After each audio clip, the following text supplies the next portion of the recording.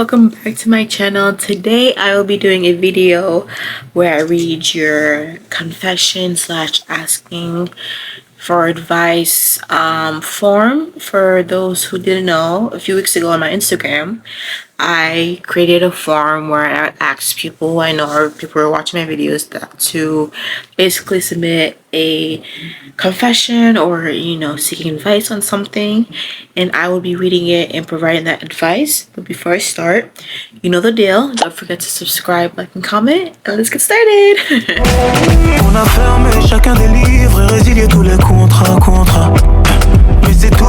So the first advice that someone's seeking is about confidence. So they submitted how to not compare yourself, stay confident in your looks slash belief.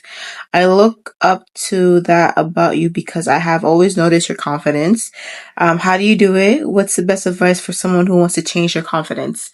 First of all, thank you. I appreciate that comment which regarding my confidence, but actually, in reality, I'm not always as confident as you may think I am. For those who know me, that's one of the things I think I'm working on, and I think that's how I how I can describe it. How that's what I do is like working on my confidence, and I think me working on my confidence is what helps me, and I think that's what made you notice that I may be confident, but it's a lifelong skill. You're not gonna have it in like a week or so.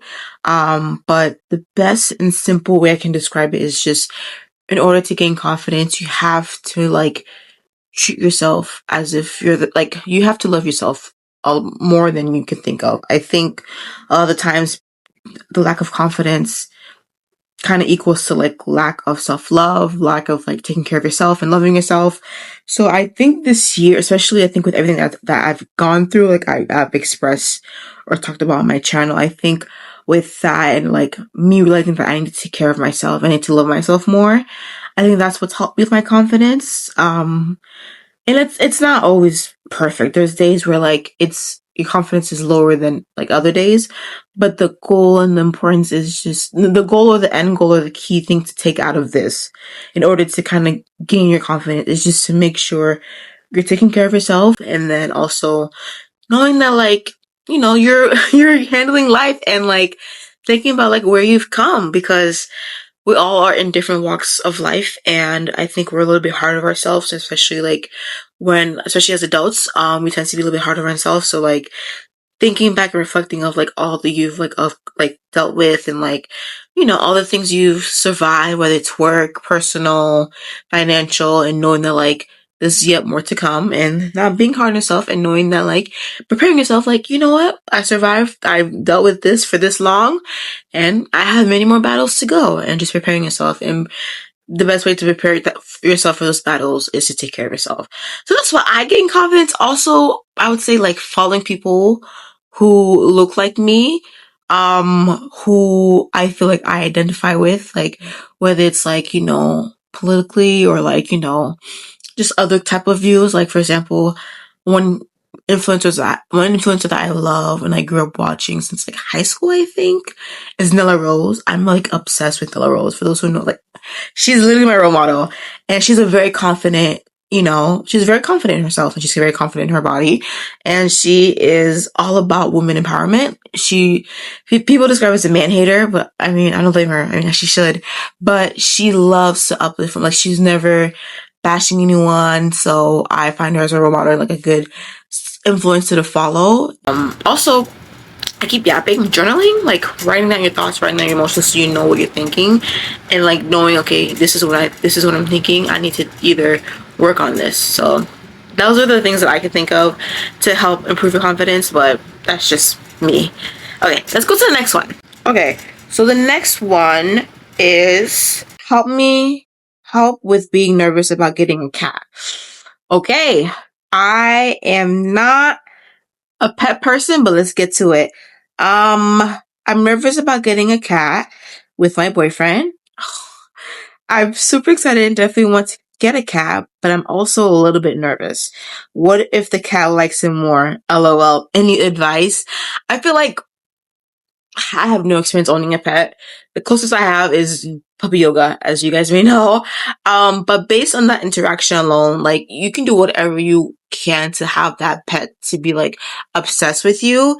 But then it's gonna be their choice. So I know you want to prepare yourself, like, oh, what if your cat likes your boyfriend more? It might happen. It could possibly happen, but there are times as well where, if you get a cat, they might like you more than your boyfriend. But cats are very independent. They're super independent. Like, they like probably will walk around the street and forget about you both. That's just one other possibility. But I will say, just focus on making sure you're taking care of the cat. As long as they know that it's loved and well fed and cherished, I think eventually that relationship will grow. Obviously, like, they might favor one person more early on, but as long as you're doing your best as a cat owner and making sure that they're safe and protected, I'm assuming it'll love you back, but you gotta work for it. It's not gonna be overnight. And trust me, if you work on it, it'll probably love you before more than your boyfriend. So just, yeah, keep working on it. Keep doing what you can as a cat owner, and it'll eventually happen. So just don't crush it. Do what you can and you'll be fine. So yeah. So the last one that I got was I'll just read it. I'll just read what it said, and then we'll talk about it from there. It says, "How do you feel like you're not going crazy post grad, especially in the political and social economic state of the U.S. right now?" I would say it's been a journey, especially the past like year and a half. It's been a lot. The best way that I do best without losing my mind, I would say, is just staying informed. Especially just with everything and what's going on currently with our government. For those who know, without saying too much, I try to stay informed on topics to educate myself, but also to educate others. But with that, I know sometimes it can be quite intense. So what I also do is take breaks in between if I need a social media break for like a day or two or like a few hours. I know there are apps that help you with like not using your phone. I know that's a thing. I was talking to my friend about it the other day. But if you feel like you need a break from social media, but just have a hard time clicking out, using that app to kind of like help yourself, trying to do a new hobby, but you want to obviously stay informed and like educate yourself and like know and be aware, but also having boundaries to protect your mental health or emotional health or physical health, because at the end of the day, there's so much you can do, but it's hard with everything that's going on. And I know, like, with everything when it comes to immigration, especially when it comes to the economy, that's a big thing. And I know I'm not gonna say, oh, go to a spa, because no, realistically, like, who has money to afford? I know I don't have. I mean, yeah, I don't know a spa nowadays. But 200 and what? Yeah, I just me assuming.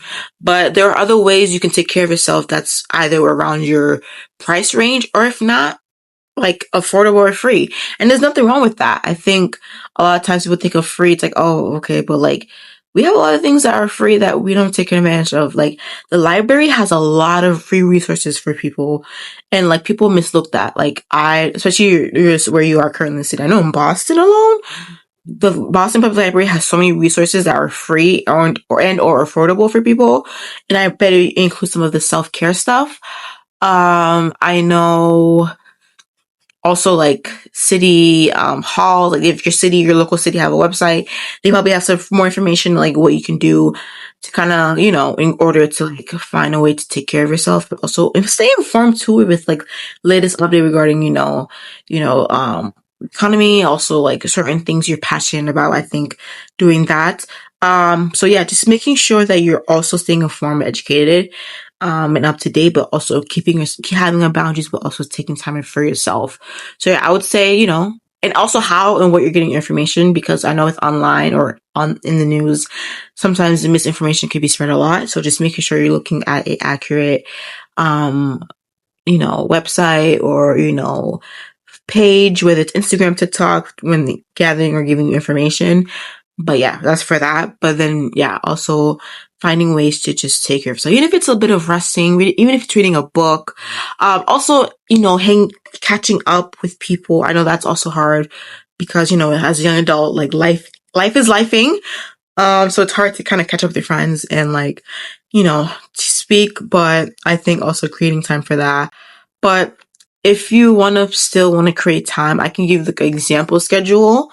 So you can do have it at least I think I mentioned this previously on my YouTube channel, having an hour to yourself where you can just turn off your phone, practice your breathing, meditating. I think dedicating to an hour to yourself and I want you to do something that's involving your phone or social media, because that's not really, well, it is kind of dedicating time for yourself, but it's not really you giving your time and your body time to rest and just kind of observe what's around you. So I want you to at least spend at least 1 hour a day where you're not using your phone. You're just in a space. You're trying to gather what's around you. It could be, I prefer to, preferably if it's a quiet space, it's not too loud. So you can just reconnect with your body and know okay, I feel like I've been in and out, and just recollect your thoughts and then just practice on your breathing and focus on you, because I feel like it's hard for us. I know it's not easier said than done, but it's really hard for us to make time for ourselves, especially when in this political climate. But it's really important that you do. But also be passionate about what you care about. Especially, I know I really care about immigration and immigration policy, so I'm staying informed with the people who should not be mentioned. But I'm also staying informed what's important, what's going on in my state, but also knowing taking time for myself, because sometimes I feel it can just be a lot. So yeah, that's the best way I could describe what you can do, especially in this current state. But this was quite of a short video. I hope you enjoyed it. I hope that helped, but if you guys still want these advice, confession, videos, I'm more than happy to make more. But I really hope you guys like this video. Don't forget to subscribe, like, and comment. See ya. Oh,